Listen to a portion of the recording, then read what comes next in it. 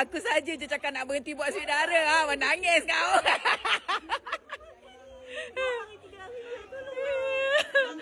Elmi makan berapa tahun, Elmi? Ada 8 tahun. 8 tahun dengan sweet dara. Alhamdulillah. Terima kasih. Setia. Thank you, sayang. Ini bukan pasal suami and wife apa?